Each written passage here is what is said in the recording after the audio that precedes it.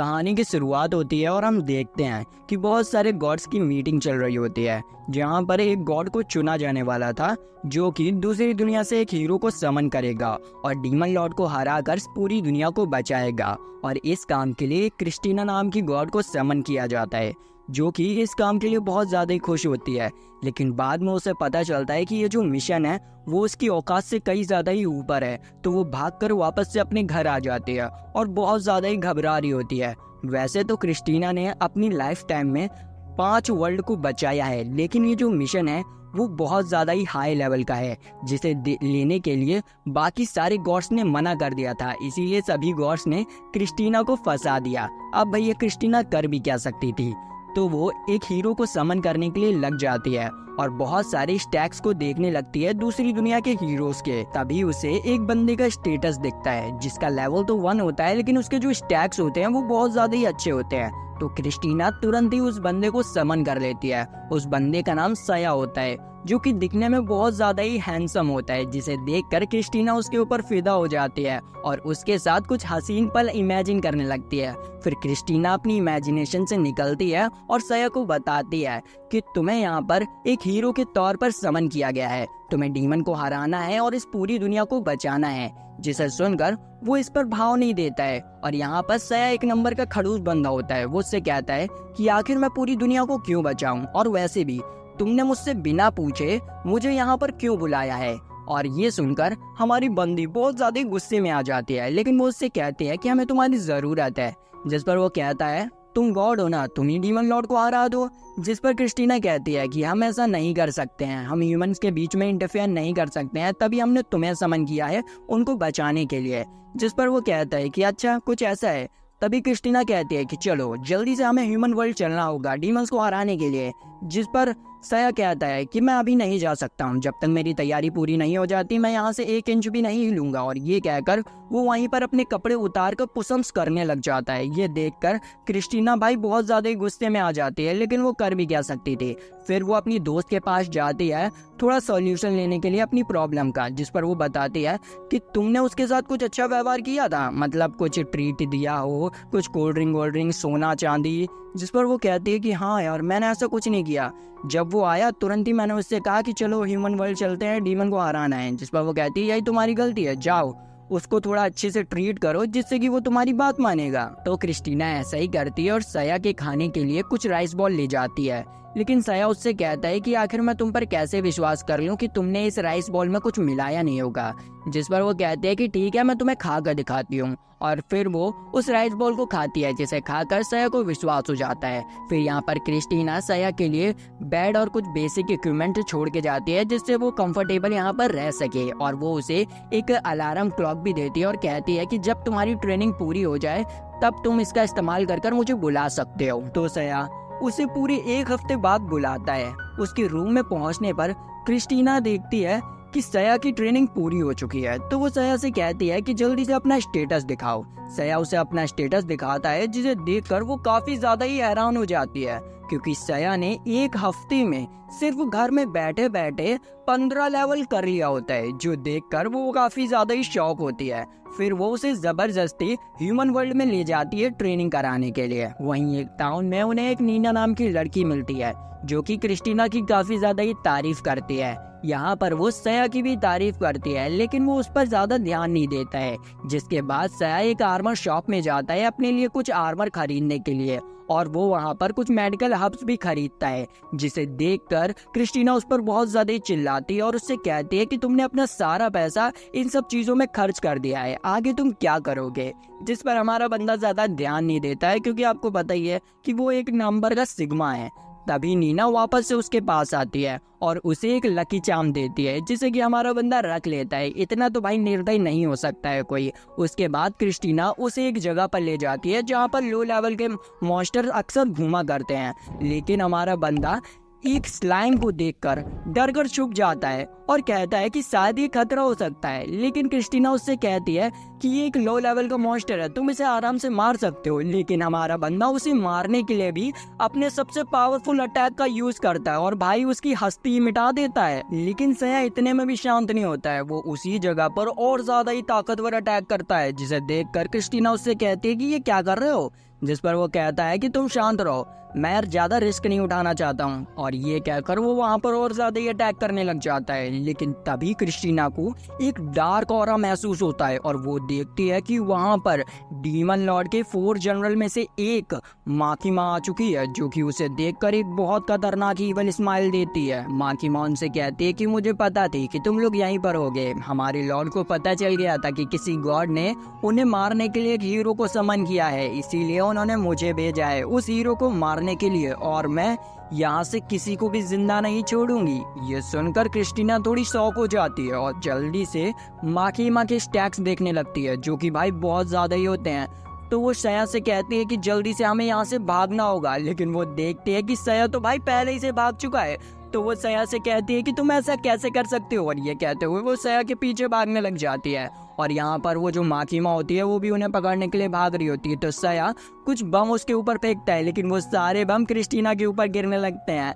लेकिन सही सलामत वहाँ पर धुआं हो जाता है और इसी चीज का फायदा उठाकर वो दोनों वापस से डिवाइन रेम आ जाते हैं। फिर 2 दिन बाद क्रिस्टीना अपनी ग्लोब की मदद से उस जगह को देखती है, तो उसे पता चलता है कि माकिमा ने उस जगह पर कब्जा कर लिया है। और यहाँ पर माकिमा भी गॉड को आराम से देख पा रही होती है। तो वो उससे कहती है कि अगर तुम इन विलेजर्स को बचाना चाहते हो तो हीरो को लेकर यहाँ पर आ जाओ, वरना मैं कुछ ही देर में इस पूरी जगह को तबाह कर दूंगी। ये सुनकर माकिमा थोड़ी सी डर जाती है और जल्दी से सया के पास जाकर उसे इन सब चीजों के बारे में बता देती है। लेकिन सया अभी थोड़ी और ट्रेनिंग करना चाहता था, तो वो उससे कहता है कि चिंता मत करो, ह्यूमन वर्ल्ड का 10 मिनट यहाँ के 10 घंटे के बराबर होता है, इसीलिए हमारे पास बहुत सारा समय है। और ये कहकर वो नीना का दिया हुआ लकी चार्म तोड़ देता है, क्योंकि शायद इसी की वजह से माकिमा उसे स्पॉट कर पा रही थी। ये देखकर क्रिस्टीना गुस्से में आ जाती है और वहाँ से जाने लगती है, पर हमारा बंदा वापस से अपना आर्मर पहनकर उड़ जाता है और कहता है कि चलो विलेज को बचाने का समय आ गया है। फिर हम देखते हैं कि वो दोनों ही विलेज में पहुंच जाते हैं और सया सबसे पहले नीना और उसके फादर को बचाता है। उसकी नई पावर को देखकर माकिमा थोड़ी शॉक हो जाती है और उसके लेवल्स को चेक करती है, जो कि उसी के बराबर के होते हैं। ये देखकर वो थोड़ी मुस्कुराती है और उससे कहती है कि मुझे लगा नहीं था कि तुम इतनी जल्दी इम्प्रूव करोगे, लेकिन सही है। और ये कहकर वो उसके ऊपर अटैक करने लग जाती है, लेकिन हमारा बंदा उसके हर एक अटैक को आराम से डॉज कर देता है। इस पॉइंट पर माकिमा समझ चुकी थी कि वो अपने नॉर्मल फॉर्म में तो सयन से फाइट नहीं कर सकती है, तो वो तुरंत ही अपनी तलवार से अपने आप को स्टैप कर लेती है। ये देखकर सभी लोग शॉक हो जाते हैं और भाई मैं भी शॉक हो जाता हूँ। फिर हमें पता चलता है कि ये तो कुछ और ही मैटर था। तभी उसकी बॉडी में कुछ चेंजमेंट होने लगती है और हम देखते हैं कि यहाँ पर माकिमा अपने रियल फॉर्म में आ जाती है, जो कि एक बहुत खतरनाक मॉन्स्टर होता है। और इस मॉन्स्टर के फॉर्म में माकिमा के लेवल्स भाई आसमान छू रहे होते हैं, लेकिन हमारा बंदा भी कम नहीं होता है। यहाँ पर माकिमा अपने फॉर्म में आते ही उसके ऊपर एक जोरदार पंच लगाती है, लेकिन हमारा बंदा उसकी पंच को एक सिंगल हैंड से रोक लेता है। ये देखकर क्रिस्टीना भाई शॉक कि ये क्या। यहाँ पर क्रिस्टीना सया के भी स्टैट्स चेक करती है, जो कि भाई बहुत ज्यादा ही होते हैं, और हमें पता चलता है कि इतनी देर से जो सया है वो एक हिडन लेवल टेक्निक का यूज कर रहा था, जिसमें कि आपकी ओरिजिनल लेवल दिखते नहीं है। और असल में तो हमारा बंदा पहले ही माकिमा को सरपास कर चुका था। इधर अब बारी आती है सया की, जो कि डीमन माकिमा के ऊपर फिनिक्स चार्ज का यूज करता है और उसे छोटे छोटे टुकड़ों में काट देता है। यहाँ पर उसने पूरे विलेज को बचा लिया था, इसीलिए सभी विलेजर्स उसका शुक्रिया अदा करते हैं। हमारा बंदा क्या करता है कि डीमन माकिमा के सारे टुकड़ों को इकट्ठा करता है और उसके ऊपर कंफर्मेशन अटैक करने लग जाता है, जो कि बहुत ज्यादा ही खतरनाक होते हैं, जिसकी वजह से पूरा विलेज तबाह हो जाता है। ये देखकर सारे विलेजर्स गुस्से में उन दोनों को अपने विलेज से भगा देते हैं। जब वो जा रहे होते हैं तो नीना और उसके फादर स्पेशली उन लोगों से मिलने के लिए आते हैं और उन्हें थैंक यू कहते हैं उनकी जान बचाने के लिए। नीना के फादर सया को कुछ रुपए देते हैं, जिसको लेने के बाद सया और क्रिस्टीना वहां से निकल जाते हैं। रास्ते में सया क्रिस्टीना से कहता है कि मुझे थोड़ी और ट्रेनिंग करनी होगी, क्योंकि मैंने डीमन लॉर्ड के 4 एम्पायर में से एक को मारा है और ये बात उन लोगों को अब तक पता चल गई होगी और वो लोग मेरे जान के पीछे पड़ गए होंगे। इसीलिए मुझे उनसे लड़ने के लिए अभी और ज्यादा ही मजबूत होना होगा। इसीलिए हम लोगों को जल्दी से डिवाइन रैम के लिए निकलना होगा और मुझे और ज्यादा ही हार्ड ट्रेनिंग करनी होगी। तो वो दोनों ही पोर्टल खोल के डिवाइन रैम के लिए निकल जाते हैं। हम देखते हैं कि घर पहुंचते ही सया अपनी ट्रेनिंग स्टार्ट कर देता है और लगातार ट्रेनिंग करता ही जाता है, लेकिन सया को इससे सेटिस्फेक्शन नहीं मिल रही होती है। तो क्रिस्टीना से कहता है कि मुझे लग रहा है कि मैं अकेले ट्रेनिंग कर स्ट्रांग नहीं हो रहा हूँ, इसके लिए मुझे किसी की मदद चाहिए। जिस पर क्रिस्टीना की दोस्त कहती है कि अगर ऐसा है तो हम दूसरे गॉड से मदद ले सकते हैं तुम्हारी ट्रेनिंग कराने के लिए। तो वो तीनों ही ससैया नाम के गॉड के पास जाते हैं, जो कि डिवाइन आर्ट के लिए फेमस था। ससैया सया को ट्रेन करने के लिए मान जाता है, फिर वो दोनों ही ट्रेनिंग करने लगते हैं। फिर अगले दिन क्रिस्टीना कैंटीन जाती है। वो वहाँ पर ससैया को बैठे हुए देखती है, तो वो उससे सया के बारे में पूछती है। ससैया बताता है कि सया तो बहुत ज्यादा ही स्ट्रांग हो रहा है और बहुत अच्छी तरीके से ट्रेनिंग कर रहा है। इसके अगले दिन क्रिस्टीना वापस से कैंटीन जाती है और वो वहाँ पर वापस से ससैया को बैठे हुए देखती है, लेकिन इस बार ससैया की हालत बहुत खराब होती है और वो बहुत ज्यादा ही थका हुआ दिख रहा होता है। वो उसे बताता है कि सया उससे 3 गुना ज्यादा ताकतवर हो गया है, लेकिन फिर भी वो उसे ट्रेनिंग कराने के लिए कहता है। इसके बाद हमें अगले दिन की सीन दिखाई जाती है, जहाँ पर क्रिस्टीना देखती है कि इस बार ससैया एक कोने में छुपा होता है और यहाँ पर उसकी हालत दूसरे दिन से कई ज्यादा ही खराब होती है और वो बहुत ज्यादा ही थका होता है। वो क्रिस्टीना को बताता है कि मैं बहुत ज्यादा ही थक गया हूँ और वो बंदा मुझे 1 मिनट भी सांस नहीं लेने देता है। वो मुझसे कहता है कि ट्रेनिंग कराओ, मैं क्या करूँ। और इतने में ही भाई वहाँ पर सया आ जाता है और वो वापस से उससे कहता है कि मुझे ट्रेनिंग करनी है, मेरे साथ ट्रेनिंग करने चलो। जिसे सुनकर बंदे की हालत टाइट हो जाती है। तभी सीन कट होती है और हमें अगले दिन की सीन दिखाई जाती है। एल्डर गॉडेस क्रिस्टीना को अपने पास बुलाती है और उसे एक मिशन देते हुए बताती है कि तुम दोनों को एक टाउन में जाना होगा, जहाँ पर तुम्हें तुम्हारे नए टीममेट्स मिलेंगे और उनके साथ मिलकर तुम्हें उस टाउन की प्रॉब्लम को सॉल्व करना होगा। ये सुनने के बाद वो दोनों ही तुरंत ही उस टाउन में पहुंच जाते हैं। वहाँ पहुंचने पर उन्हें पता चलता है कि इस टाउन में तो अनडेड का आतंक चल रहा है, तो सया उनसे बचने के लिए होली वाटर खरीद लेता है। फिर वो लोग चर्च के लिए निकल जाते हैं, जहाँ पर उन्हें उनके नए टीममेट मिलने वाले थे। वहाँ पहुँचने पर सया देखता है कि 2 बच्चों के पास एक नन और एल्डर प्रीस्ट खड़े हैं। तो सया बिना सोचे समझे उन एल्डर प्रीस्ट के ऊपर होली वाटर डाल देता है और भाई शॉकिंगली उनकी बॉडी जलने लगती है, जिससे उन्हें पता चलता है कि इतने दिनों से उनके साथ एक अनडेड रह रहा था। अनडेड उनसे कहता है कि तुमने मुझे तो मार लिया, लेकिन कल अनडेड की लाखों की आर्मी यहाँ पर पहुंच जाएगी और सभी को मार देगी। ये सुनते ही सया उसके टुकड़े टुकड़े कर देता है और फिर उसको पूरी तरीके से खत्म करने के लिए वहाँ पर एक बहुत बड़ा एक्सप्लोजन करता है, जिससे कि भाई चर्च तो पूरी तरीके से तबाह हो जाता है, लेकिन ये लोग सही सलामत बाहर आ जाते हैं। बाहर पहुंचने पर ससैया इलुलु मास और गॉडेस के ऊपर भी होली वाटर डालकर चेक करता है कि कहीं ये लोग तो अनडेड नहीं है, लेकिन ऐसा कुछ भी नहीं होता है। यहाँ पर हमें पता चलता है कि ससैया ने एल्डर प्रीस्ट के ऊपर भी होली वाटर डालकर सिर्फ तुक्का लगाया था। ससैया यहाँ पर इलुलु मास से कहता है कि मैं तुम्हें अपनी टीम में नहीं रख सकता हूँ, क्योंकि तुम लोग बहुत ज्यादा ही कमजोर हो, इसीलिए तुम अपना अलग ठिकाना ढूंढ लो। इतने में ही वहाँ पर सोल्जर्स आ जाते हैं, जिन्हें कि नन अनडेड और उसकी आर्मी के बारे में सब कुछ बता देती है। ये सब सुनने के बाद सोल्जर्स का लीडर सया से उनकी मदद करने के लिए कहता है। सया उनकी मदद करने के लिए कुछ रुपए की डिमांड करता है और वहाँ से चला जाता है। क्रिस्टीना भी उसका पीछा करती है और काफी आगे पहुँचने पर क्रिस्टीना देखती है कि उनके सामने तो अनडेड की पूरी आर्मी है।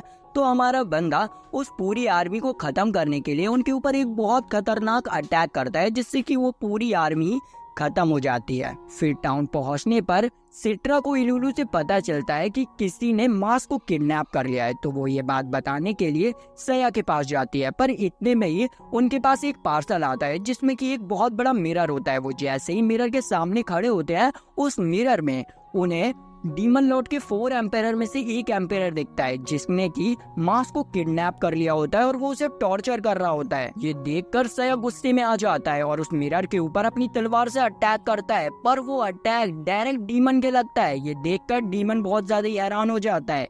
यहाँ पर हमें पता चलता है कि सया जो तलवार यूज कर रहा है वो एक डायमेंशनल स्वॉर्ड है, जो कि किसी भी डायमेंशन के एनिमी को मार सकती है। अब अटैक करने के तुरंत बाद सया सिट्रा को लेकर डायरेक्ट डिवाइन रैम आ जाता है और फिर वो जाता है एल्डर गॉडेस के पास उस डीमन का पता पूछने के लिए। एल्डर गॉडेस उसे उस डीमन का पता बता देती है। तो सया सिट्रा से पोर्टल खोलने के लिए कहता है और पोर्टल खोलते ही वो उसके अंदर जाते ही उस डीमन के ऊपर एक फायर अटैक कर देता है, जिससे कि डीमन दूर जाके गिरता है। और इतने में ही हमारी सिट्रा मास्क को छुड़ाती है और उसे हील करने लग जाती है। यहाँ पर हम देखते हैं कि वो डीमन प्रोटेक्टिव मैजिक यूज कर उसके इस अटैक से बच चुका होता है। फिर वो डीमन अपने एक फैंटम को समन करता है और उससे फाइट कराने लगता है। यहाँ पर स्टार्टिंग में सया को उस फैंटम से फाइट करने में थोड़ी प्रॉब्लम हो रही होती है, क्योंकि वो जो फैंटम होता है वो एक घोस्ट टाइप होता है और उसके ऊपर कोई भी फिजिकल अटैक काम कर ही नहीं रहे होते हैं। तभी डीमन उससे कहता है कि तुम इसे ऐसे नहीं मार सकते हो, इसे सिर्फ आइस मैजिक से मारा जा सकता है और तुम तो एक फायर मैजिक यूजर हो। जिस पर सया कहता है अच्छा कुछ ऐसा है, और ये कहकर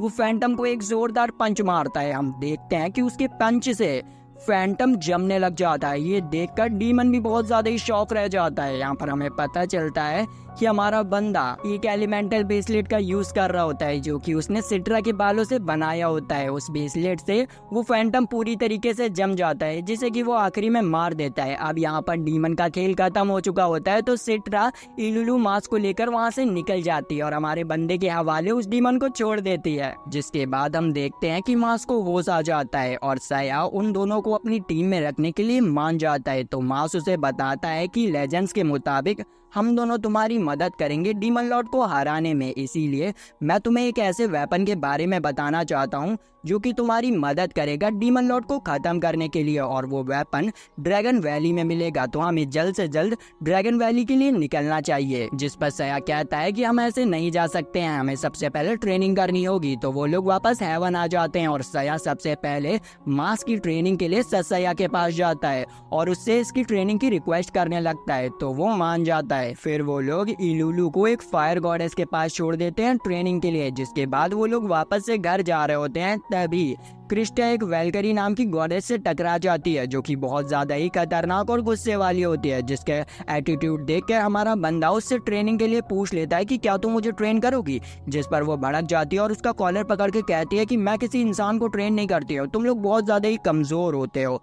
और भैया उन दोनों के बीच में बात आगे बढ़ती उससे पहले ही क्रिस्टा की दोस्त वहाँ पर आ जाती है और वेलकरी को शांत कर देती है और सया को लेकर एडेनरी नाम की गॉडेस के पास आ जाती है और कहती है कि आज से यही तुम्हें ट्रेन करेगी। इसके बाद हमें कुछ दिनों बाद की सीन दिखाई जाती है, जहाँ पर सिट्रा की मुलाकात एडेनरी से होती है, जो कि पूरी तरीके से बदली दिख रही होती है और वो ब्लश करते हुए सिट्रा से कहती है कि सया बहुत अच्छा कर रहा है, और ये कहकर वहाँ से खुशी खुशी चली जाती है। फिर कुछ दिनों बाद सया की ट्रेनिंग कंप्लीट हो जाती है, तो वो अपनी टीम के साथ ड्रैगन टाउन जाने के लिए तैयार हो जाता है। तभी एड्रीना उसके पास आती है, जो कि अच्छे कपड़े पहन के आई होती है और उसके लिए केक बना के लाती है।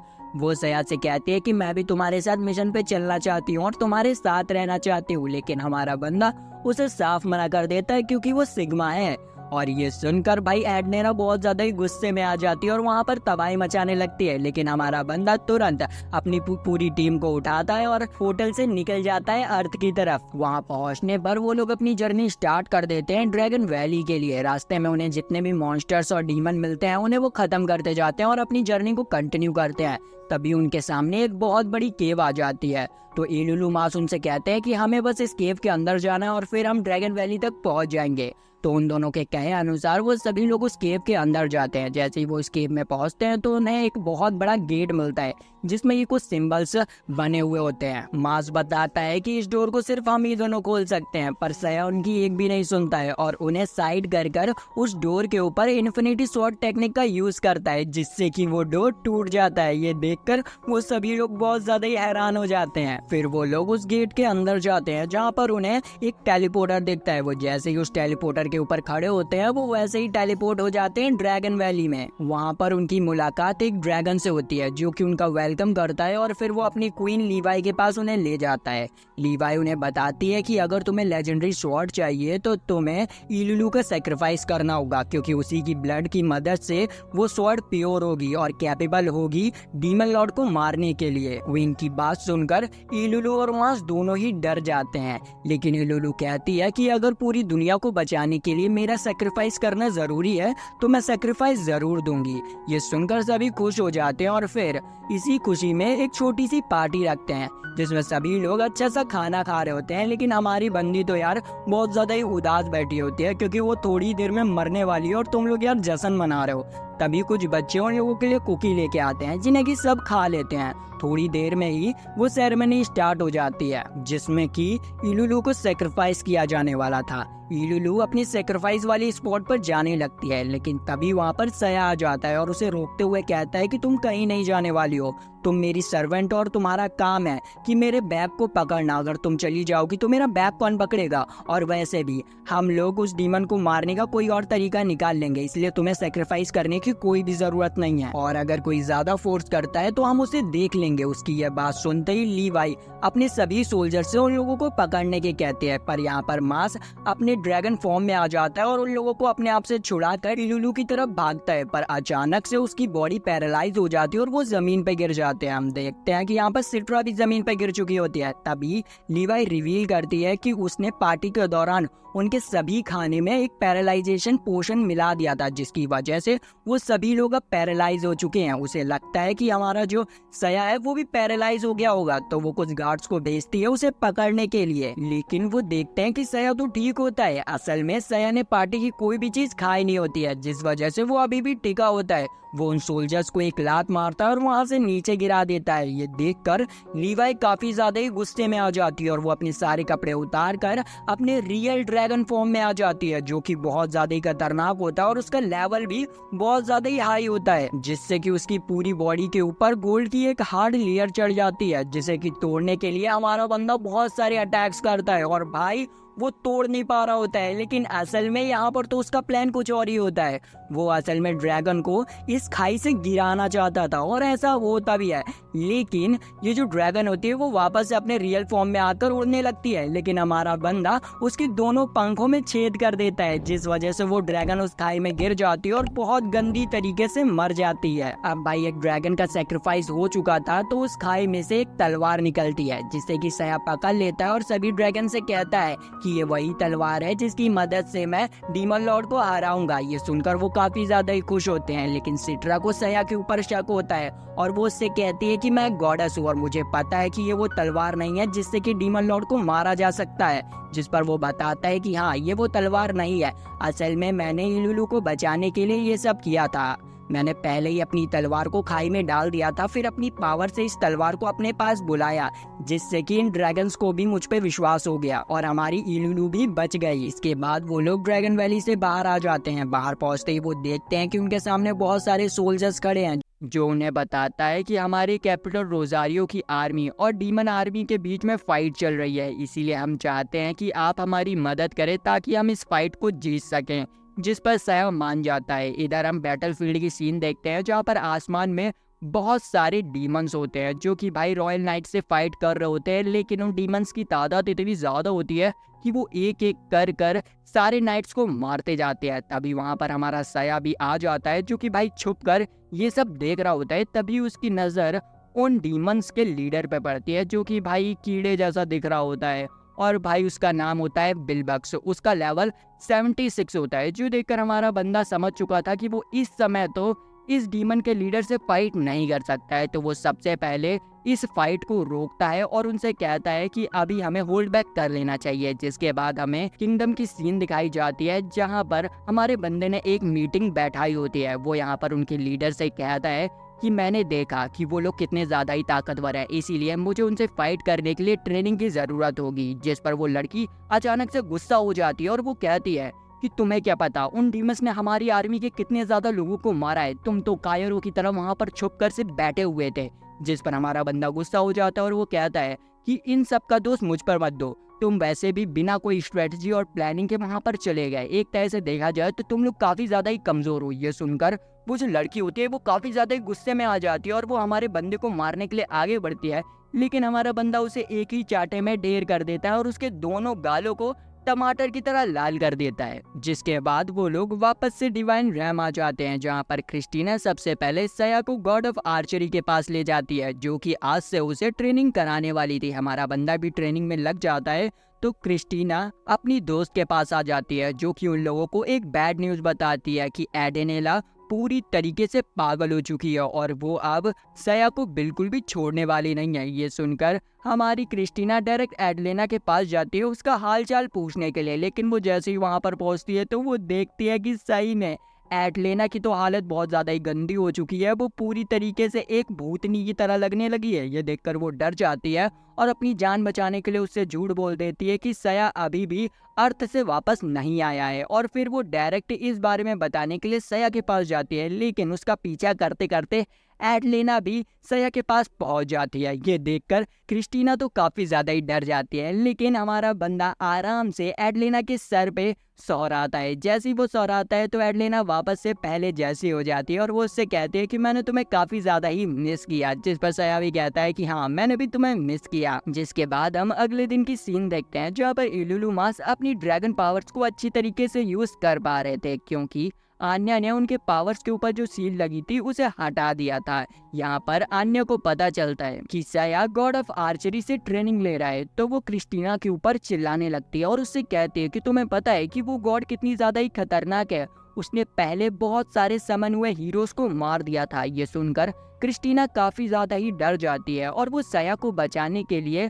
गॉड ऑफ आर्चरी के बेस में पहुंचती है। वो वहां पहुंचकर देखती है कि हमारे बंदे ने उल्टा गॉड ऑफ आर्चरी को पेड़ पर टांग दिया है। फिर वो लोग वापस से ह्यूमन वर्ल्ड आ जाते हैं, जहाँ पर वो लोग उस डीमन के ऊपर नजर रखने के लिए उसकी बेस तक पहुंच जाते हैं। वो देखते हैं कि वहां पर एम्पीरियल नाइट की लीडर रोजी भी होती है, जो कि डीमंस के लीडर को मारने के लिए जा रही होती है। लेकिन भाई वो डीमन उसे पकड़ लेता है और यहाँ पर उसे मारने वाला होता है। लेकिन तभी क्रिस्टीना उसका ध्यान भटकाने के लिए उसके पास जाती है और उससे फालतू की बातें करने लग जाती है। जब वो लोग बात कर ही रहे होते हैं कि तभी हमारा बंदा पीछे से आता है और उस डीमन के पेट में छेद कर कर उसे डोनट बना देता है और वहीं पर उसका काम खत्म कर देता है। अब भाई डीमंस का लीडर मर चुका था, तो वो सभी डीमंस को भी मार देता है। जिसके बाद वो इलुलुमास से कहता है कि इन सभी की बॉडी को इकट्ठा करो। इलुलुमास ऐसा ही करते हैं और बॉडी इकट्ठा होने के बाद सया उन सभी की बॉडी को एक साथ जला देता है। जिसके बाद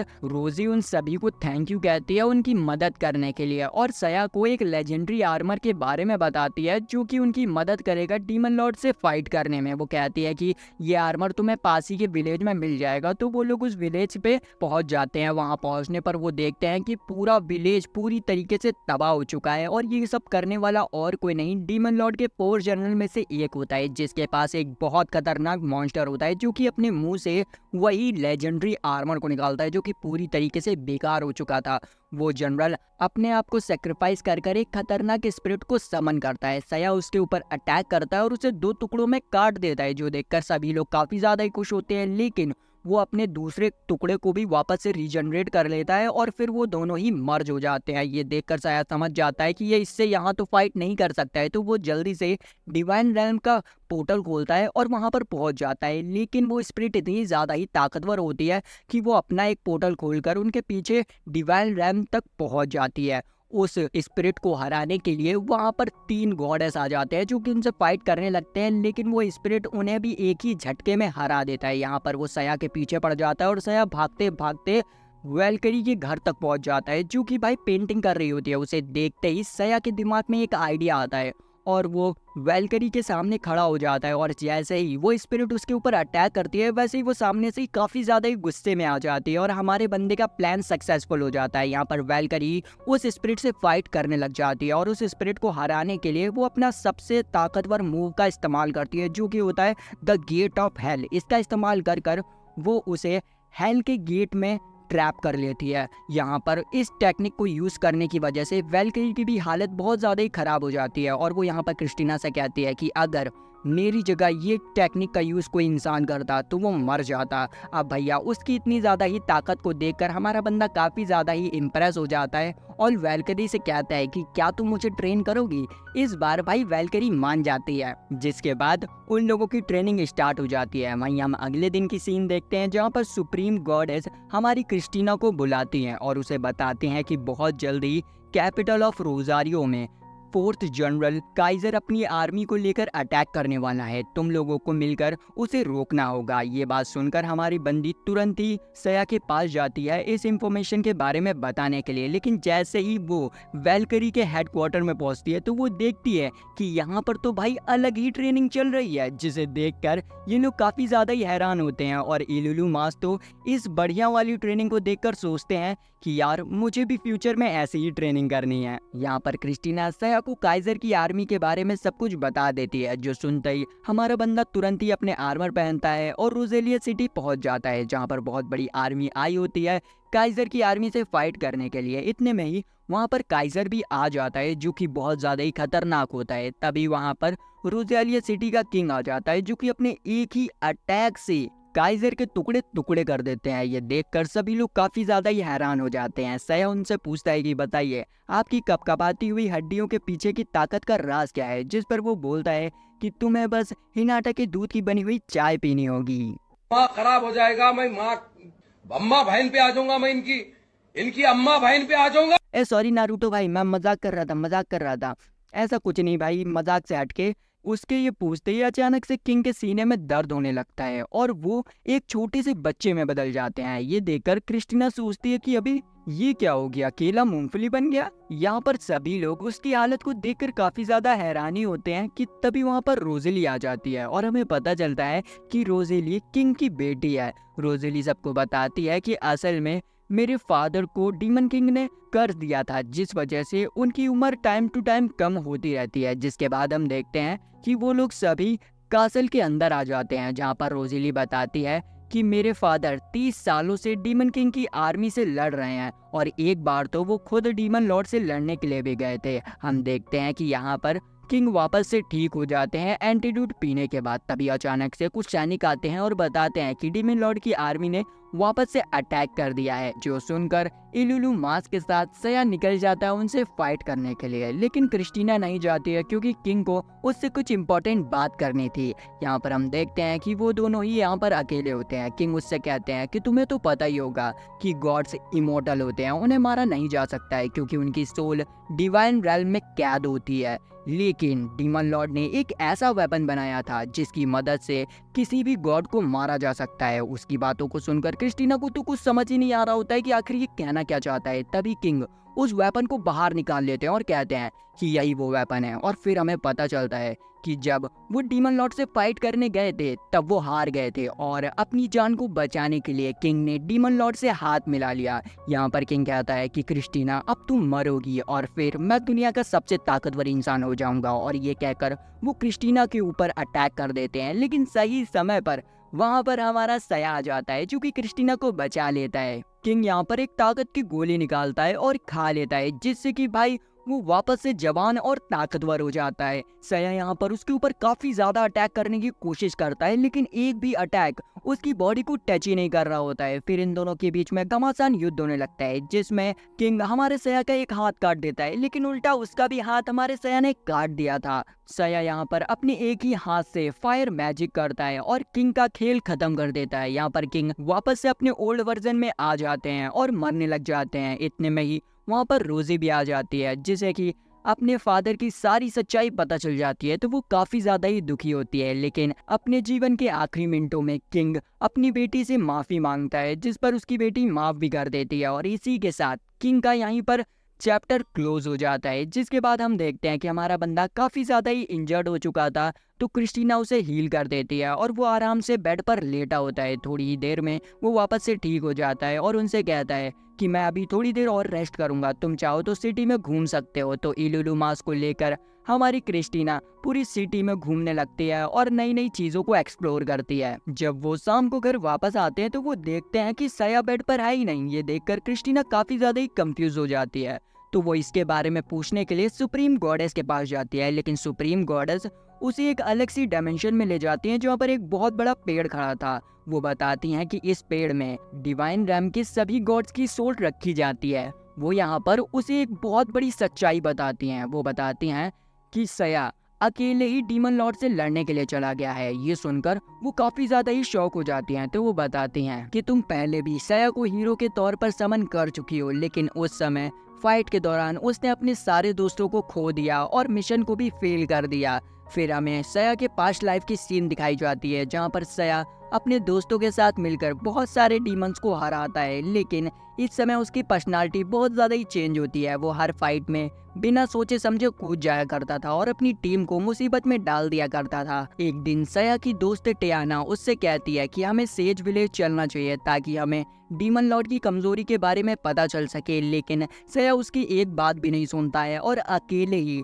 डीमन लॉर्ड से लड़ने के लिए चला जाता है। लेकिन डीमन लॉर्ड इतना ज्यादा ताकतवर होता है कि वो उसके सारे दोस्तों को एक एक कर मार देता है। इनफैक्ट वो टियाना को भी कच्चा खा जाता है। ये सब देखकर हमारे बंदे को एहसास होता है कि काश वो सेज विलेज चला जाता तो उसको बहुत ज़्यादा ही आसानी होती डीमन लॉर्ड को हराने में, और इसी के साथ वो इस मिशन को फेल कर देता है। यहाँ पर हमें ये भी पता चलता है कि सया की जो दोस्त टियाना थी वो असल में हमारी क्रिस्टीना है, और जब क्रिस्टीना ने सया को दूसरी बार समन किया तो उसे धीरे धीरे कर अपनी सारी मेमोरी याद आने लग गई और अब वो अपने दोस्तों को खोना नहीं चाहता है। ये सब सुनने के बाद क्रिस्टीना एक पोर्टल खोलती है डीमन लॉर्ड के कासल के लिए और इलुलु मास को लेकर वहाँ पर पहुँच जाती है। वहाँ पहुँचने पर उसे पता चलता है कि डीमन लॉर्ड ने कासल के चारों तरफ सोल बैरियर लगा रखा है। अगर इस बैरियर के अंदर कोई गॉड या हीरो मरता है तो वो कभी भी रीइंकार्नेट नहीं हो पाएगा क्योंकि उसकी सोल पूरी तरीके से डिस्ट्रॉय हो जाएगी। क्रिस्टीना देखती है कि सया डीमन लॉर्ड से फाइट कर रहा है लेकिन उसे बहुत ज्यादा ही प्रॉब्लम हो रही होती है, तो यहाँ पर सया वैल्किरी के सिखाए हुए अल्टीमेट अटैक का यूज करता है और डीमन लॉर्ड को डोर ऑफ हेल में कैप्चर कर लेता है। यहाँ पर डीमन लॉर्ड डोर के अंदर जा रहा होता है लेकिन तभी वो अपने ट्रू फॉर्म को रिवील करते हुए डोर से बाहर निकलने की कोशिश करता है, लेकिन हमारा बंदा हिम्मत करता है और अपनी मैजिकल स्वॉर्ड से उसके ऊपर अटैक कर देता है और उसे वापस से डोर के अंदर लॉक कर देता है। यहाँ पर ऐसा लग रहा था सब कुछ शांत हो चुका है, लेकिन डोर ऑफ हेल का यूज करने की वजह से हमारे सया की हालत काफी ज्यादा ही गंदी हो जाती है और वो मरने की कगार पे आ जाता है। ये देखकर क्रिस्टीना गॉडेस से अपनी फुल पावर मांगने की कोशिश करती है और कहती है कि प्लीज मुझे इसे बचाना है, मुझे मेरी सारी पावर दे दो। इस पर गॉडेस उसे कहती हैं कि अगर मैंने तुम्हें पावर्स दे दी तो ये डिवाइन रैम का रूल का उल्लंघन हो जाएगा, इसके लिए तुम्हें सजा भी मिलेगी। जिस पर क्रिस्टीना मान जाती है तो गॉडेस उसे उसकी हीलिंग पावर्स दे देती हैं। उस हीलिंग पावर का यूज कर क्रिस्टीना हमारे बंदे को पूरी तरीके से हील कर देती है, लेकिन तभी अचानक से डीमन लॉर्ड वापस से वहां पर आ जाता है, वो भी अपने फुल फॉर्म में। तो हमारा बंदा एक और डोर ऑफ हेवन को ओपन करता है जो कि पहले से काफ़ी ज़्यादा ही बड़ा और ताकतवर होता है, जिसमें कि डीमन लॉर्ड फाइनली ट्रैप होकर ख़त्म हो जाता है। अब भाई इतनी ज़्यादा बार डोर ऑफ हेल का यूज़ किया था तो हमारा बंदा बचने वाला बिल्कुल भी नहीं था। वो यहाँ पर हमारी क्रिस्टीना के हाथों में ही अपना दम तोड़ देता है और उसकी बॉडी राख में बदल जाती है, जिसके बाद हमें कुछ दिनों बाद की सीन दिखाई जाती है जहाँ पर हम देखते हैं कि सया के जाने के बाद से हमारी बंदी पूरी तरीके से टूट चुकी थी। तभी उसको सुप्रीम गॉडेस अपने पास बुलाती हैं और उसे पनिशमेंट के तौर पर ट्रिपल रैंक का एक मिशन देते हैं और इसी के साथ वो मिशन के दौरान अपनी हीलिंग पावर्स का भी यूज़ नहीं कर सकती है। ये सुनकर वो काफ़ी ज़्यादा ही हैरान हो जाती है और वो कहती हैं कि अगर तुम इस मिशन को फेल करती हो तो तुम्हें गॉडेस के पद से भी निकाल दिया जाएगा। लेकिन इसी के साथ वो उसे खुशखबरी देते हुए कहती हैं कि तुम इस मिशन के लिए सया को समन कर सकती हो। वो यहाँ पर बताती हैं कि सया इस दुनिया से मरने के बाद अपनी रियल वर्ल्ड में चला गया है, जिस वजह से तुम उसे वापस से समन कर सकती हो। ये सुनकर क्रिस्टीना काफ़ी ज़्यादा ही खुश हो जाती है और इसी के साथ इस एनिमे का सीज़न 1 खत्म होता है। तो अगर आपको वीडियो अच्छी लगी लाइक सब्सक्राइब घंटा दबाएं, हमारी फैमिली में आ जाएं। तो मिलते हैं नेक्स्ट वीडियो में, बाय बाय।